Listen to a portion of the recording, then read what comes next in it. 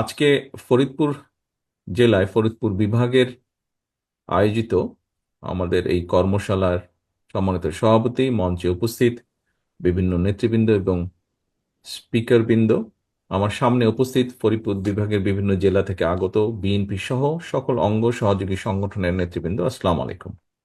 আমরা এই 31 দফাটি, আপনাদের অনেকেরই খেয়াল আছে, এই 31 দফাটি আমরা 2 বছর আগে, তখন এটি 27 দফা ছিল, আমরা উপস্থাপন করেছিলাম জাতির সামনে, দেশের মানুষের সামনে।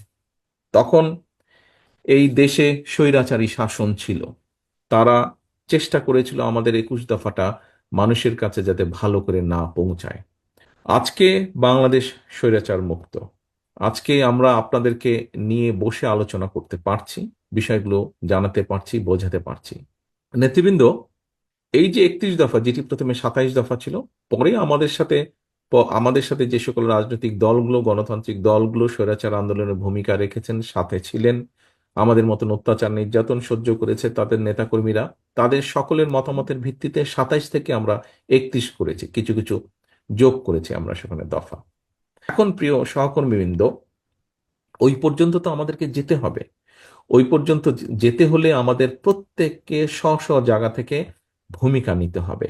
এখানে ছাত্র দলের কর্মীই হোক, এখানে তাঁতি দলের কর্মীই হোক, এখানে যুব দলের কর্মী হোক, স্বেচ্ছাসেবক দল হোক, মহিলা দল হোক, আপনার কাছে যদি এরকম একটি 31 দফা থাকে, আমার নেতা হিসাবে আপনার প্রতি নির্দেশনা থাকবে, আপনার সহকর্মী হিসাবে আপনার প্রতি আমার অনুরোধ থাকবে, আপনি চেষ্টা করেন, নিজ উদ্যোগে চেষ্টা করেন এরকম 10টি ছাপাতে, ছাপিয়ে 10 জন মানুষের কাছে যেতে।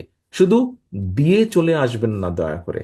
আপনাদের সহকর্মী হিসাবে, আপনাদের নেতা হিসাবে আমার একটি কথা আপনাদের কাছে: আমরা যদি আমাদের লক্ষ্য অর্জন করতে চাই, এখানে উপস্থিত প্রত্যেকটি নেতা, প্রত্যেকটি কর্মীর সহযোগিতা আমার প্রয়োজন।